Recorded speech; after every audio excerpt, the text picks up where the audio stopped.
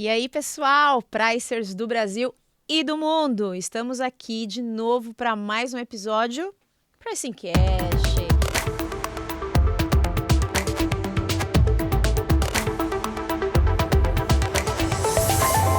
Aquele podcast que é aquele podcast dos Pricers, dos Revenuers, né? Aquele podcast que te entrega conteúdo, que te entrega um conteúdo, não só um baita de um conteúdo, mas leve, didático, democrático, para você entender realmente o que fazemos, de onde viemos, o que somos, o que comemos. E hoje, no nosso episódio de hoje, a gente tem um convidado muito gente boa. Eu não vou dar muito spoiler, porque ele vai falar um pouco da carreira dele, dos desafios dele. E ele vai falar de uma coisa... eu não vou falar ainda não vou dar esse spoiler. Do que será que ele vai falar, Wilson? Olá, meu amigo, minha amiga. Eu já sei o que ele vai falar, mas eu não vou falar não vou dar spoilers, vou deixar então ele vamos falar. Ficar todo mundo quieto e não vamos falar nada. Eu acho que estamos todos ansiosos, né, para aprender mais um pouquinho, e tenho certeza absoluta que vai ajudar você na sua área, no seu dia a dia. Fica ligado. É isso, gente. A gente vai falar de um tema que frequentemente nós recebemos questionamentos, sejam em redes sociais, grupos de WhatsApp, e-mails, reuniões e tudo mais, que é: por onde eu começo a formar a minha área de pricing? Então hoje, com vocês, para falar sobre isso e muito mais coisa, uma carreira super rica, Paulo Veloso, senhoras e senhores! Opa. Muito obrigada, Paulo, por estar aqui. E pode falar e se apresentar, fala um pouquinho de você. Quem é Paulo Veloso? Opa, primeiro que eu gostaria de agradecer o espaço, né? Parabenizar vocês pelo projeto, né? Acredito que vai ajudar muitas empresas, né? Muitos profissionais Legal. A pensar um pouquinho o pricing, o revenue de maneira diferente, né? Então, um prazer imenso. Meu nome é Paulo Veloso, né? Eu tenho aí 24 anos de carreira, né? Uau! Já iniciei Mais um carreira... Jurassic Pricing. Mais um Jurassic Pricing. É, isso aí. Mas dentro desse período, eu trabalhei 8 anos, né, numa rede de varejo, né? Na área de marketing. Depois eu fui para uma empresa que presta hoje e colabora com informações, troca de informações de mercado de sellout, né? Passei por grandes empresas como IOC, General Mills, né? A Danone, né? Muito presente na área de inteligência de mercado, né? Nestlé, onde eu estava por 8 anos, né? E agora, né, com esse novo desafio, há 1 ano na Minalba, Legal. Justamente implementando mais uma vez, né, uma área de pricing, né? Uma área de revenue, e buscando aí mudar um pouquinho o pensamento da companhia e também maximizar os resultados da companhia também através da lucratividade, né? Show de bola. É Bacana. tudo. O que você vai falar hoje, Paulo, assim, e eu pegaria, eu ouviria e assistiria esse podcast com um caderninho na mão ou com o seu notebook para você anotar dicas valiosíssimas que o Paulo vai dar, porque de verdade, gente, pricing veio para ficar, isso todo mundo sabe, mas aqui a gente vai escutar e beber numa fonte prática. Então, poxa, Um playbook praticamente, não? Então, passo 1, passo 2, do jeitinho que a gente gosta. Então, a gente vai desenvolver aqui um papo super leve, super fluido com o Paulo, super didático, de como, né? E acho que uma pergunta muito legal para começar aí a esquentar os tamborins, Paulo, como que você entrou em pricing, assim?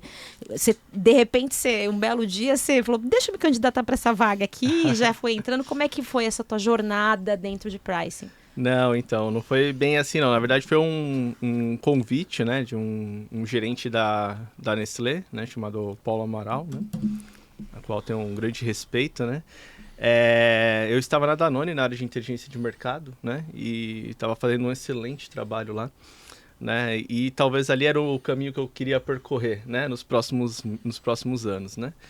Mas esse grande profissional me convidou, né, para poder implementar essa área dentro da Nestlé, né? A primeira unidade de negócio dentro da Nestlé com o Price, né? Uhum. E eu fui com um escopo muito forte ali de trazer dados do mercado, né? Começar a trabalhar com essa parte de inteligência de mercado, estratégia de precificação, olhar para o mercado e tudo mais.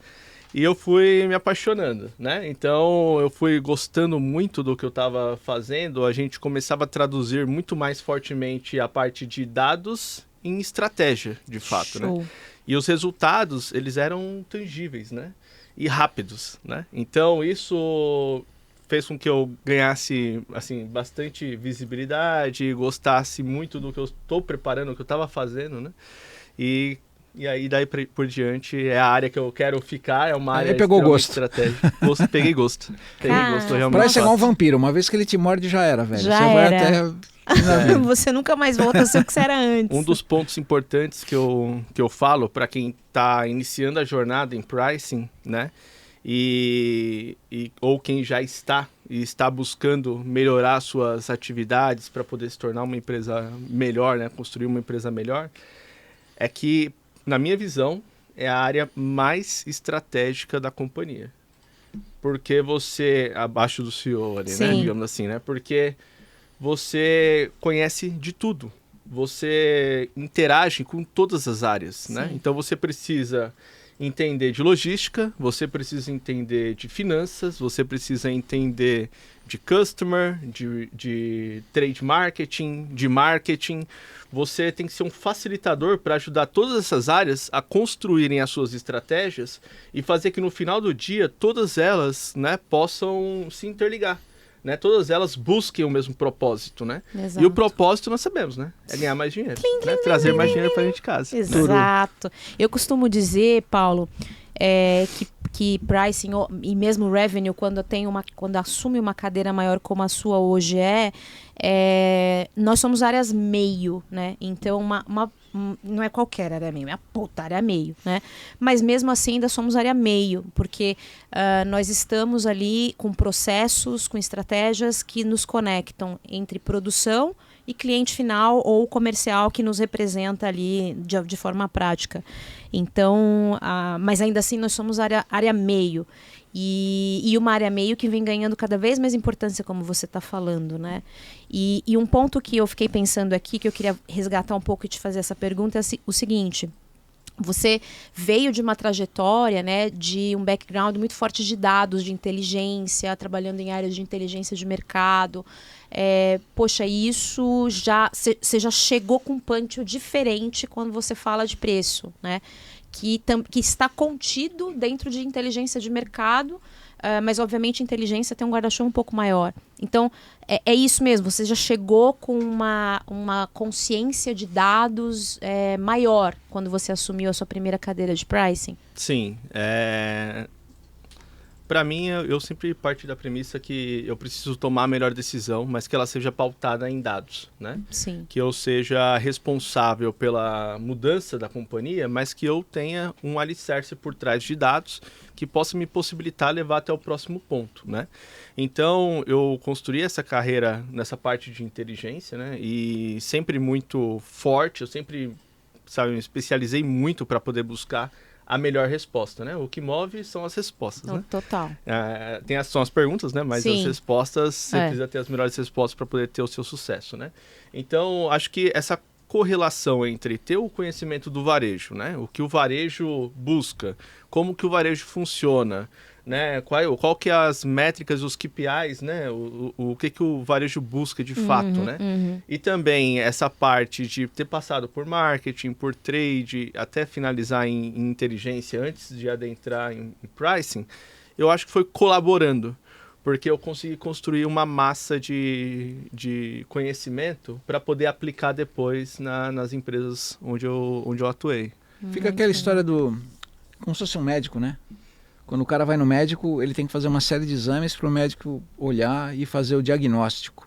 No nosso caso, são os dados, né, que a gente precisa ter, né, dados de fatos, porque a gente vai lidar com outras áreas que a gente vai ter que fazer um processo meio que de catequese, né? Com certeza. Porque você vai ter que... O pricing está muito, às vezes, por ser o guardião da margem, está muito ligado no financeiro, só que você tem que levar essa necessidade também para o pessoal de campo. Então, se você é aquele cara só muito focado em financeiro, sem corroborar aquilo que você está falando, você não tem credibilidade com o cara que está no campo. Com certeza. Ao passo que quando você vem com os dados, já com o diagnóstico, né, 360 ali do que está acontecendo, é muito mais palpável para eles aquilo que você vai falar. Você concorda com isso aí? Concordo. E assim, eu falei no início do nosso bate-papo sobre lucratividade, né? Que é todos nós trabalhamos para gerar mais dinheiro para a companhia, né? Mas nós temos um papel importantíssimo com outras áreas, sabe? Então eu falo isso, mas eu não estou hoje, por exemplo, ligado grande parte do percentual do meu tempo à área financeira também, sabe? Eu preciso ter toda uma estruturação, eu preciso navegar entre todas essas áreas. Então, a equipe comercial, a equipe de marketing, né? Os dados vão ser importantes para que a gente possa entender melhor o mercado e aplicar de fato aquilo que está acontecendo, né? A gente traduzir dados em estratégia, né? Mas se eu não tiver esse entendente do todo, eu não consigo gerar, né, o principal, que é tipo a argumentação, sabe? Engajamento, né, da galera. Engajamento, essa é a palavra certa, engajamento. Porque nós somos o meio, né? E nós precisamos engajar as pessoas. Total. Como que eu engajo as pessoas, e esse é um dos meus maiores desafios, e é onde eu trabalho mais fortemente dentro quando eu vou iniciar um processo de introdução do pricing dentro de uma companhia, é fazer com que todos participem do processo de construção da estratégia da companhia. Perfeito. Total. Engajar a companhia, sabe? Então, eu chamo todas as áreas, né? Eu monto todo o escopo de material, de dados, tudo que for necessário, mas todos, né, sem excluir áreas, né, desde logístico até marketing, participam em conjunto da construção da estratégia para onde nós queremos ir, né? E uma vez que a gente fez os workshops, definiu a estratégia, todo mundo está conhecendo aonde nós devemos chegar no futuro, né? Pode ter certeza que metade dos 50% do sucesso, da taxa de sucesso, está nisso, sabe? Envolver as pessoas nesse processo de construção da área. Então, olha só, gente, fica aí a primeira dica: envolver as áreas pares, as áreas parceiras, áreas clientes e áreas fornecedoras também, né, tenham o mesmo peso de importância no processo de um kick-off de uma área, do início, do nascimento de uma área. Então, essa é a primeira regra dentro de uma jornada de criação de área de pricing. E essa talvez uma das mais importantes, tá? Porque se você consegue engajar todo mundo, pode ter certeza que você vai ter ali pessoas que vão assinar embaixo tudo aquilo que você propor, né? Vão remar o barquinho pro mesmo lado, né? Exatamente. Agora, se você não dá visibilidade de onde você quer estar, para onde você quer chegar, eles muitas vezes vão remar contrário, né? E não é porque são maus profissionais, sabe? É simplesmente nenhuma. Porque eles, desde sempre, tiveram uma maneira de agir, uma maneira de trabalhar, uma maneira, sabe, de fazer uma ação comercial, coisas do tipo, né? Então, quando você direciona e quando você dá visibilidade para todo mundo de onde você precisa chegar e eles participam do processo de construção do início ao fim, a taxa de sucesso é gigantesca. Eu tive a oportunidade de participar de 2 implementações de área do zero, praticamente, né? E o ser humano tem medo do desconhecido, né? Com certeza. A gente tem medo de disco voador, de fantasma, de saci pererê, né?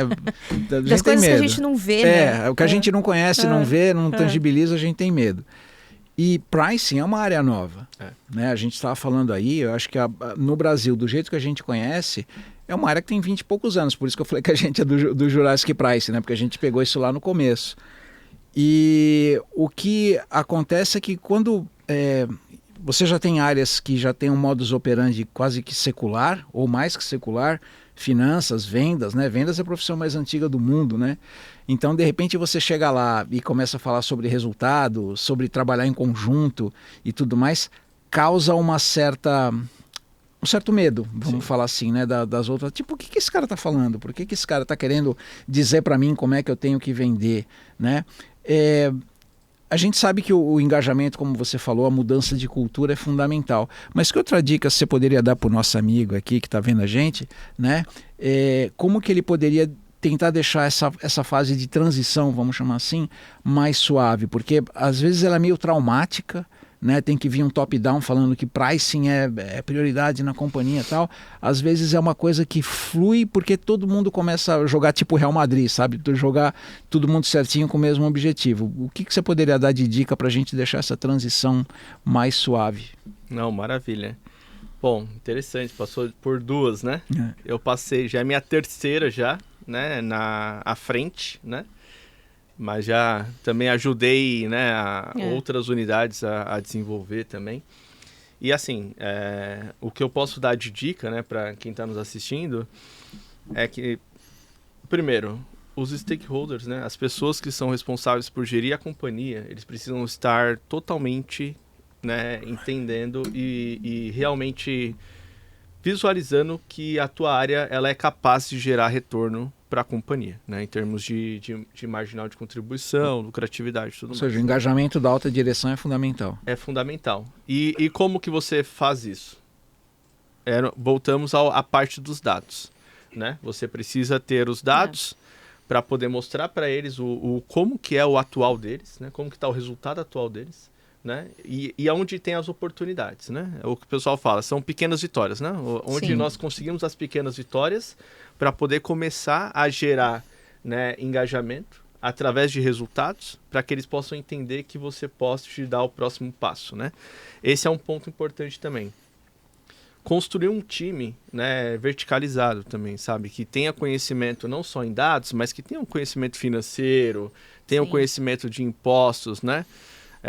Por exemplo, hoje eu estou numa empresa que a parte tributária é super complexa, né? Então, faz parte do nosso dia a dia, né? Ou seja, não adianta você pôr o maninho lá que só é bom de Excel que não vai adiantar, né? Não vai adiantar, né? Tipo assim, ele tem uma capacidade, né? Que é muito importante para quem trabalha na área de price, mas não vai adiantar, né? Só que eu acredito muito que o líder, ele tem um papel fundamental de ajudar a tua equipe a evoluir, né? Então ele precisa ter o papel de liderança, né? Não só liderança hierárquica, mas de conhecimento mesmo, sabe? De passar, de mostrar o que está sendo feito e como precisa ser feito para poder atingir aquele resultado, né? Então, fazer com que todos os stakeholders entendam a necessidade, entendam, né, o quão é importante o desenvolvimento da tua área, mas também mostrar para eles que existem conflitos estratégicos entre áreas é extremamente importante. Porque você precisa harmonizar essas estratégias, né? Todo mundo precisa, todo mundo quer vender mais, mas tem que vender melhor, né? Exato. Então, né, a área comercial quer vender sempre mais. Não, eu vim aqui, eu vou vender mais, eu vou fazer o negócio acontecer. Volumão na veia. Finanças quer dinheiro, né?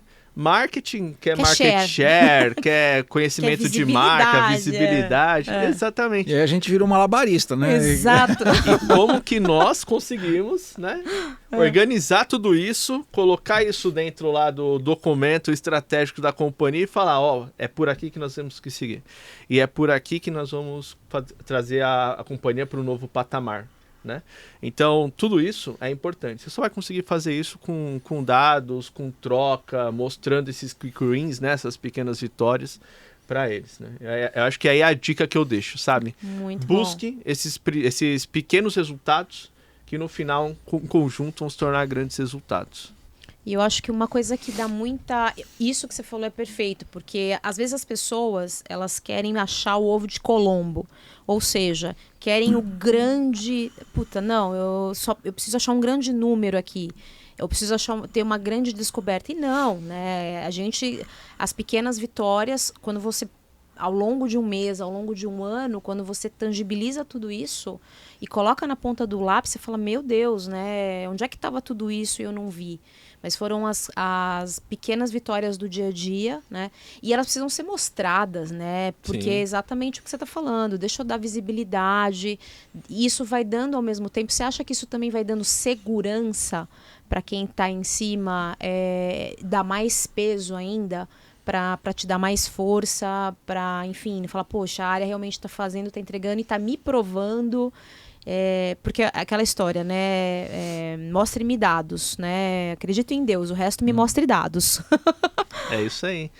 Não, mas é isso mesmo, tá? E vamos pensar assim, né? O pricing, né? A gente está falando aí de uma área de 20 anos pra cá, relativamente nova. Né? Muito nova, muito né? nova. Ela está fazendo agora o que trade marketing fez há uns anos atrás. Sim. Né?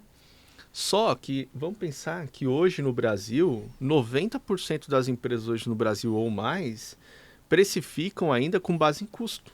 Total. Né? Cost plus. Exatamente. É o conhecido como price and pray, né? Você coloca a margem e reza para vender. Para vender, exatamente. Reza para dar margem, né? Tem essa também. Temos outras empresas que hoje já estão com um processo mais evoluído, mas ainda continua olhando para o competidor, simplesmente. Né? Olha para um competidor, segue ali e fala, tenho que... Não botar posso perder o tato tal. aqui desse cara aqui, né? Não posso perder ele de vista e vambora, né? Se o cara é líder e tudo mais, né? Falta uma conversa de valor? Falta muito ainda, eu acho, para as empresas no Brasil hoje, sabe? Começar a precificar pelo valor dos produtos, sabe? Pelo valor da tua marca. Como você gostaria de ver a sua marca no ponto de venda, sabe? E traduzir isso em ações, né? Realmente para a equipe de marketing mesmo, assim, equipes que são parceiras, comercial e tudo mais, para todo mundo navegar em sentido o mesmo caminho, né? E conseguir fazer com que o shopper, né? O consumidor de fato, entenda o valor daquela marca, né? Sim. E esteja disposto a pagar por aquela marca, né? Eu sei que muitas vezes o pessoal fala assim, vamos fazer, testar e vamos ver o que vai dar, né? Faz e testa, né? Eu não gosto muito da prática de faz e testa, porque eu acho que os dados são tão importantes, porque você vai conseguir extrair dali dados relevantes para você entender o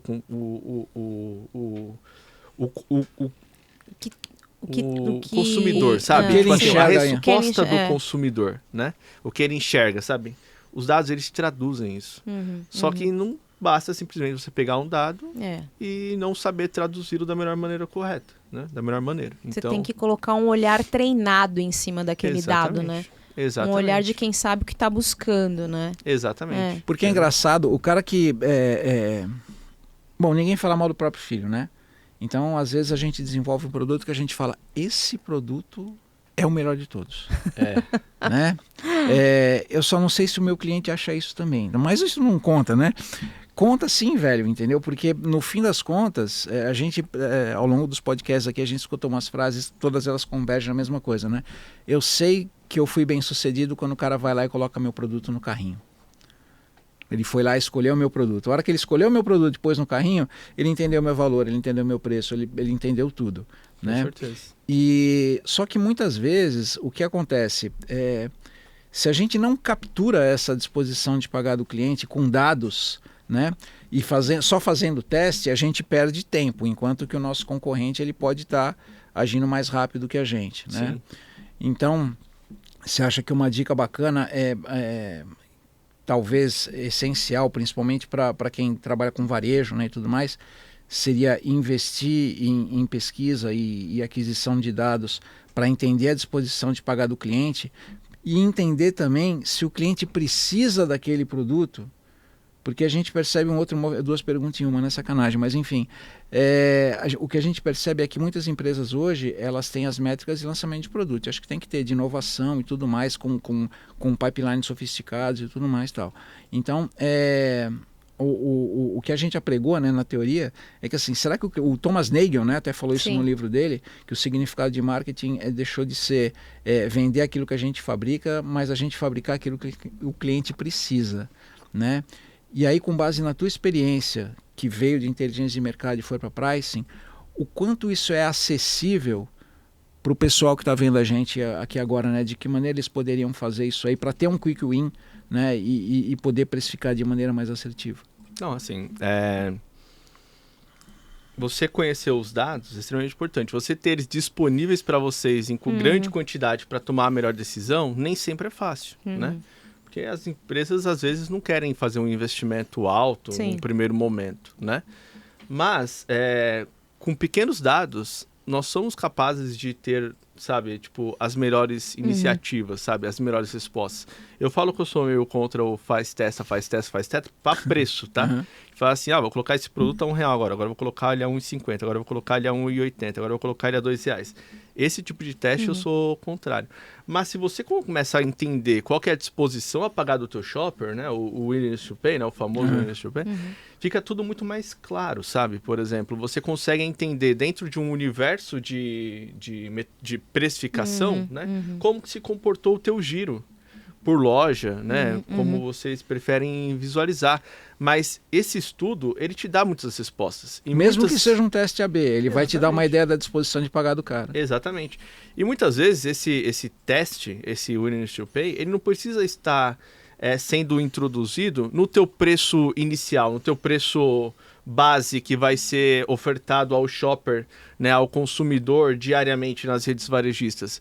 Mas você pode trabalhar esse willingness to pay como uma estratégia promocional, onde você consegue, às vezes, atingir um determinado desconto em períodos curtos de tempo, né? E você consegue impulsionar o teu sellout, né, em períodos específicos. Sabe? E aí você vai calibrando até achar o preço que seria o preço ótimo. Perfeito, entendeu? Mais ou menos isso. Ó, dica de ouro, hein?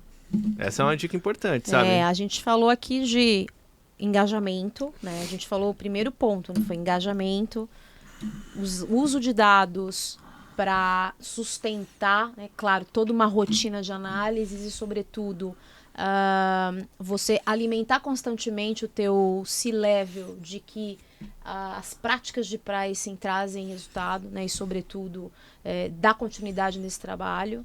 E agora, essa dica, né, de usar, de olhar para valor e que a gente pode descomplicar esse olhar, né, de análise, né, para descobrir algumas variáveis de valor, disposição a pagar, com análises que podem estar dentro de casa em alguns momentos, né? Então, eu acho que tem algumas... Foram 3 dicas já, gente, olha só. 3 dicas que eu acho Pegou o papel e a caneta? A gente avisou no começo. Exatamente. E a gente é roots, a gente gosta de papel e caneta, então... Nada de Nutelice aqui. Exatamente. Não. Mas são todas coisas que... e a gente falou de coisas, algumas comportamentais, né? Que passa por engajamento, que passa por olhar... transitar em relação à cultura, que eu vou te fazer uma pergunta sobre cultura já. Lá vem. Que é um ponto mega importante nesse momento de introdução de área de pricing, né? E falamos de dados também, né? Então, são 2 verticais muito fortes. E aí, Paulo, falando de cultura, você tem uma carreira pautada em grandes empresas, todas elas, né? Minalba hoje nem se fala. Nestlé, enfim, Danone, e você ficou, né, um tempo da tua carreira trabalhando com empresas onde esses playbooks e práticas, não sei se mais disseminadas, mas talvez um olhar um pouco mais pragmático, né, porque existe, né, um global ali, uma diretriz corporativa, uma cultura muito mais cosmopolita, enfim, e agora numa empresa nacional de um porte violento, né, de grande, líder de mercado. Como é que foi essa transição de cultura e como é que está sendo para você começar uma área de pricing revenue numa empresa que acho que não tinha, né? Uma área. Então você veio para fazer isso nascer e tem dupla ou até talvez mais desafios, né? Que é fazer a área nascer por si só, que já é um desafio, dentro de uma cultura bastante diferente de onde você vinha vindo até então, né? Sim.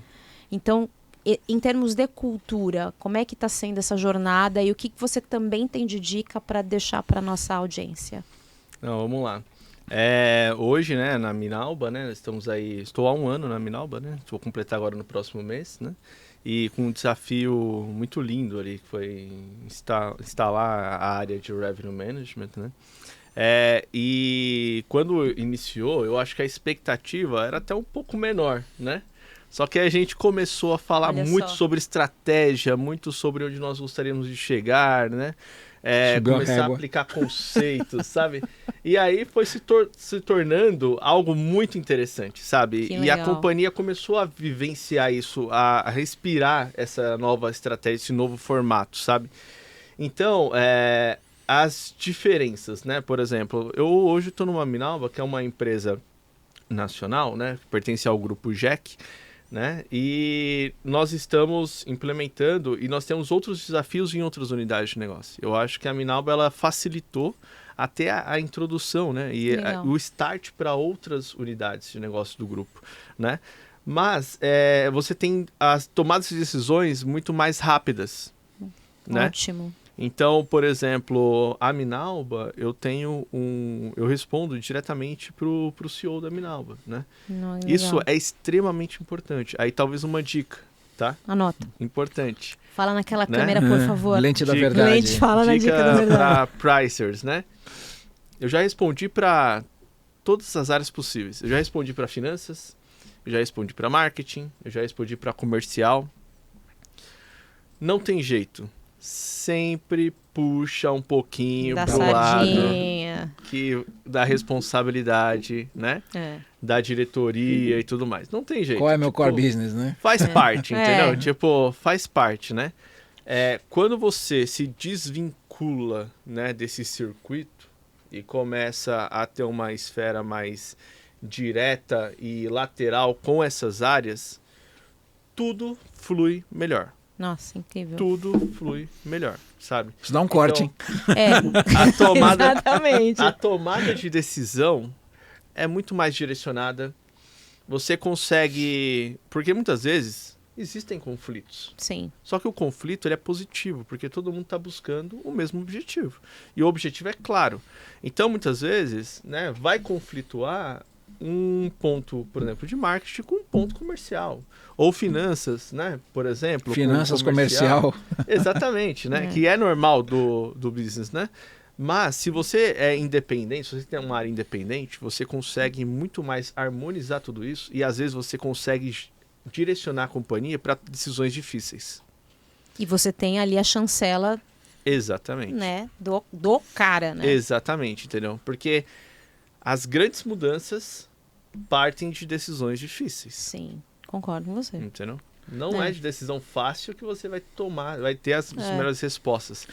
E aí, muitas vezes, você precisa, né, entrar, entre aspas, num certo conflito, mas buscando o que é melhor para a companhia, né? Sim. Então, a Minalba, ela conseguiu me dar esse suporte, esse alicerce muito forte, né? Quando você está numa empresa multinacional, né, que você responde, você tem um global, você... Uma entidade em algum lugar do mundo sentado. Exatamente, sabe? Que você tem contato até com ele, mas é esporádico, é anual, é semestral, coisas do tipo e tal, né? E ele tem milhares de outras atividades importantes e tudo mais para poder gerir. É mais dificultoso, né? Porque ele acaba não tendo influência direta no teu dia a dia, né, cara? Ele não tem tá... tanta influência, não tem tanta influência. Só que um ponto que eu sempre falei para minha equipe, a gente não pode sentar na cadeira com um papel de vítima. Você sempre tem que buscar, Jamais. sabe, um papel de protagonista, Exato. sabe? Então você é responsável pela melhor gestão da tua empresa, sabe? Você é responsável pelo resultado da tua empresa. Então vai lá e faz acontecer. Às vezes a gente vai errar na maneira como a gente leva para tomada de decisão, mas a gente errou uma vez. Na segunda vez a gente não erra mais. A gente leva monta uma estratégia e leva de uma maneira diferente. Mas você tem que entender que você é o responsável, você é o protagonista por aquele resultado. E a tua área não pode se esconder atrás de uma outra pessoa. É accountability puro, né? Então, a partir do momento que a gente encara isso, né, deu super certo na Nestlé, Legal. na Danone, sabe? Deu muito certo, sabe? E a área sempre teve um papel de destaque por causa disso. Show. Sabe? Eu acho que já vem uma outra dica dentro dessa trajetória para mim, que é ter a cultura de dono do teu business ali, né? O teu business aqui que a gente está falando no caso é o nosso pricing.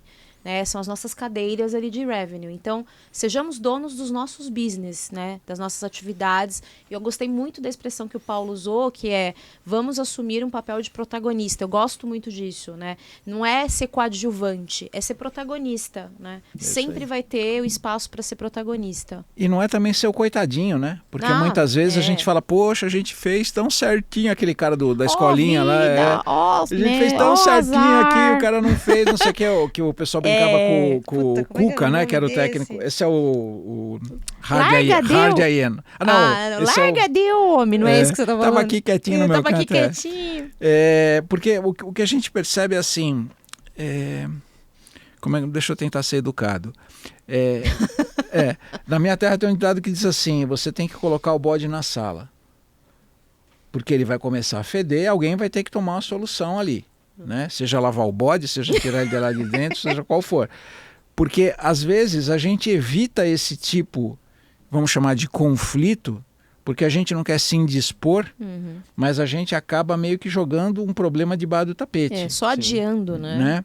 Então acho que uma outra dica que a gente poderia passar aí para os nossos amigos que estão nos vendo, agora está na moda a gente falar de conversas difíceis, né? Se você olhar, está todo mundo falando sobre conversas difíceis, mas a gente precisa ter accountability e falar, velho, essa é a situação. E você não está lá para ser o Torquemada, para ser o cara que vai fazer a inquisição. Você está lá como um guardião do que você tem que fazer e colocar um problema e falar, vamos resolver um problema. Sim. É um problema de processo, de estratégia, de execução. Não é um problema pessoal, né? Exato. Então, você acha que a gente, baseado nas empresas por onde você passou, você acha que a gente tem maturidade emocional para saber separar isso? Quais foram as experiências que você teve em relação a quando você expõe um ponto que não necessariamente é de pricing, é do comercial, de finanças, logística, enfim, e que precisou ser resolvido por outra área? Como é que é essa experiência de, como o Fábio fala, do combate, né? do Falando confronto? português, claro, aquele quebra-pau daquela reunião de comitê de preço que você botou o bodão na sala e aí, deu aquele pau. Eu já participei de vários. O fogo no parquinho. Não, tem bastante. Acho que faz parte do dia a dia. Mas quando tá todo mundo buscando o mesmo objetivo, por isso que eu falei assim lá no início do nosso bate-papo. O engajamento, fazer com que todas as pessoas envolvidas, todas as áreas, né, multifuncionais da companhia, participem do processo de construção da estratégia da companhia, né, e que aí que envolve pricing também, né, seja de posicionamento, de rentabilidade, né, equilíbrio de canais, né, falando de precificação, Você já vem preparando a pessoa. Price tiers, tem milhares de coisas que a gente pode falar aqui sobre como que a gente vai construir a precificação a partir do eixo do ponto X, né? Mas uma vez que você conseguiu envolver todo mundo nesse processo de construção estratégica, esses quebra-paus, eles se tornam mais romantizados, né? O que é esse romantizado na minha visão? Você consegue expor o problema, trazer os resultados, mostrar para onde você deveria ir, alinhado à tua estratégia, o teu ajuste de percurso, né? E o que isso vai te trazer de retorno financeiro, sabe? A equipe de pricing, né? Ela precisa entender que qualquer ação provoca uma reação, né? Seja ela do varejista, seja ela do consumidor, seja ela da companhia, né? Tudo. Se você não consegue mensurar essa reação, qual vai ser, você escolhe qualquer caminho. Você navega para qualquer caminho. Sim. Porque qualquer caminho você vai não sabe te para onde levar você vai, qualquer caminho Qualquer caminho serve, né? Quando Exatamente, você não sabe para onde vai, qualquer caminho serve. Agora, quando você consegue mensurar tudo isso, e isso é um ponto importantíssimo, faça a mudança, mas mensure a mudança, você começa a entender para onde vai te levar aquela tomada de decisão. E o que aquilo ali vai te trazer em termos financeiros ou em termos de outra estratégia, por exemplo, quero alavancar meu market share. Massa Exatamente. de marginal de contribuição. Exatamente, sabe? Então, você começa a todo mundo ir para o mesmo lugar. Então, romantizar temos um problema, precisamos mudar nossa rota. Porque nosso objetivo é chegar aqui. Porque o nosso objetivo de forma é aquele. clara, Exatamente. objetiva, tranquila. E eu acho que o lance da romantização que você trouxe, assim, sejamos práticos, não sejamos aqui dramáticos, né? Nem Então, mimizentos, né? Nem mimizento, puta, não vamos ser mimizento e nem dramático.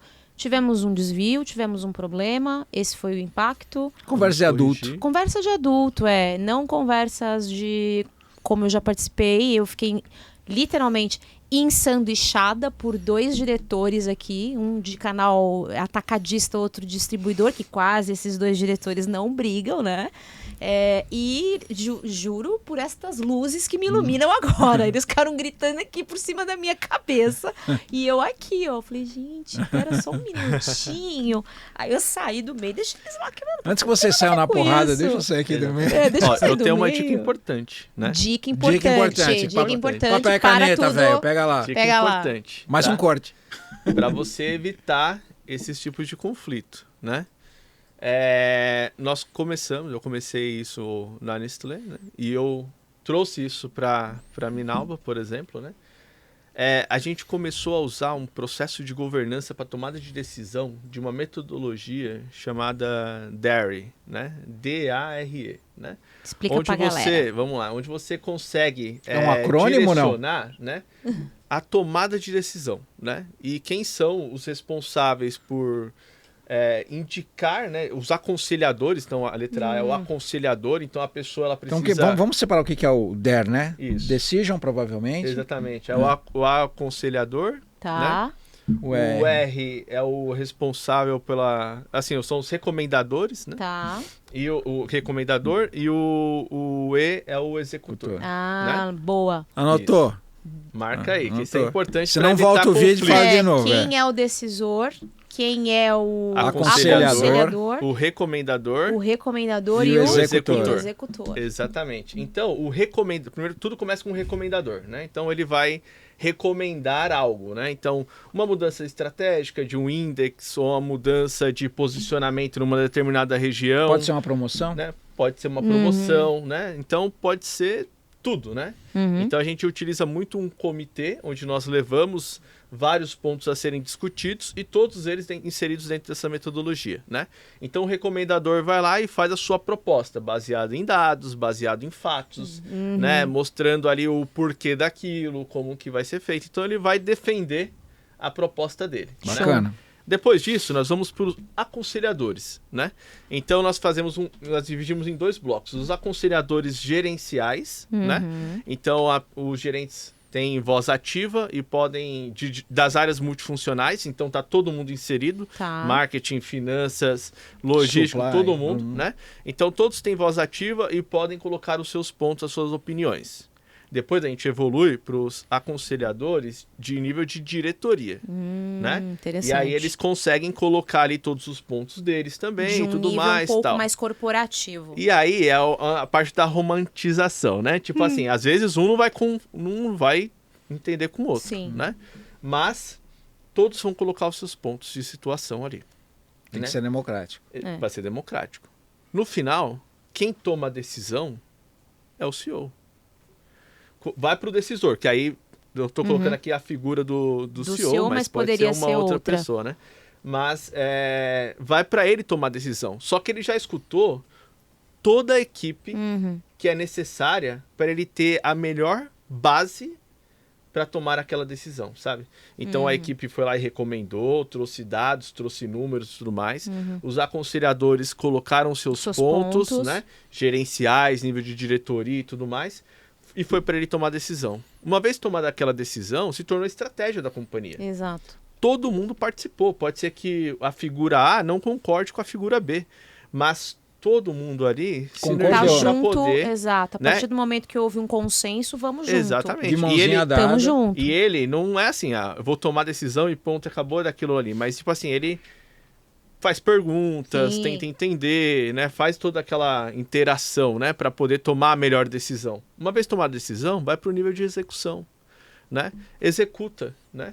E aí cabe a nós também, porque tudo reflete em preço, investimento, portfólio rentabilidade. e rentabilidade, certo? Sim. Então, uma vez que a gente consegue entender essa dinâmica toda, o próximo passo é controlar. Entender se aquilo que foi decidido, de fato, está sendo implementado e quais são os retornos que nós estamos tendo com essa decisão. E se for o caso, corrigir a rota, né? Corrigir a rota. Retroalimentar Entendeu? o processo. Corrigir a rota. Só que aí você volta ao processo. Poxa, ó, tomamos essa decisão, não está dando certo, volta. Recomendador, né? Aconselhador, decisor, executor. Então, a partir do momento que eu comecei a trabalhar com a metodologia... É o PDCA, né? Cara, é o PDCA. muito legal. Só que ele dá clareza das funções, Sim, né? É como se fosse um PDCA. Quem faz o quê? Mais clareza, É um né? PDCA com quem faz o quê? Exatamente. Você Então, eu né? comecei a ter muito menos conflitos. E isso participa hoje do processo de governança O comercial participa da também, companhia. né? Que legal. Legal. Que legal. Participa. Então é uma dica sensacional. Não, gente, só teve dica top aqui. Eu tô até com uma dorzinha no peito, porque o tempo voou, Paulo. Nossa, voou. Quando Foi a prosa é muito boa. legal, realmente. Muito legal. Tenho certeza, assim, muita dica bacana. Depois a gente, a hora que a gente for publicar, a gente vai até dar umas enumeradas macro, assim, nas dicas, porque foi muita coisa legal, assim, muita riqueza, aula prática, né, de quem viveu e tá indo para a terceira implantação diária. Então, poxa, Quase só que um estudo de caso foi, né? É, um estudo de caso.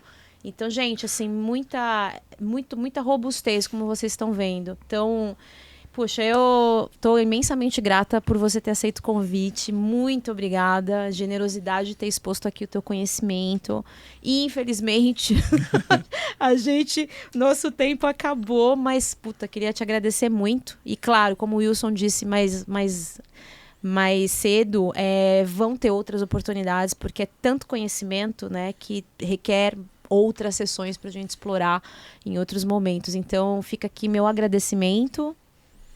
Cara, super, é um MBA isso aqui, né? Ave Maria. E tenho certeza que foi de muito proveito para quem está vendo a gente aqui, principalmente para quem está implementando. E com certeza a gente vai encher o seu saco mais vezes para você voltar aqui para a gente continuar essa conversa, porque é extremamente produtiva. Muito obrigado, cara. Eu que agradeço muito o espaço, né, de vocês. A gente que agradece. Eu acredito muito no projeto de vocês. Acho que vocês precisam mesmo disseminar, né, o conhecimento para as pessoas. Como eu falei, nós temos uma oportunidade gigantesca no Brasil. 90% das empresas do Brasil ainda não constroem os preços dessa maneira, né? Acho que temos muitas coisas importantes, por exemplo, como formar preço, né? Hoje as empresas constroem os preços muito baseados, a gente falou um pouquinho, né? Em um competidor específico, por não perder o tato. Existem muitas formas de construir precificação baseadas em valor, né? Que é o que eu estou buscando cada vez mais, sabe? Então, em vez de olhar um indicador, olha para vários indicadores, sabe? Eles vão te dar a resposta certa do que você deveria fazer, sabe? Show. Então, o que vocês estão fazendo hoje aqui, né, vai ajudar muitas empresas a olhar o pricing de uma maneira diferente e com certeza vai ter muito resultado. Show. Muito obrigado. Resultados positivos. Gente, então, obrigado. Obrigada por estarem com a gente. E aquela mensagem final, curte. Clica no sininho, passa para a mãe, para o pai. No Spotify, você que está ouvindo a gente no Spotify, clica lá nos 5 estrelas, isso vai fazer o algoritmo rodar, levar isso aqui para mais gente, porque como ele falou, a ideia é a gente espalhar o evangelho de pricing pelas galáxias afora. Então contamos com você. Até o próximo. Valeu. Até mais, pessoal.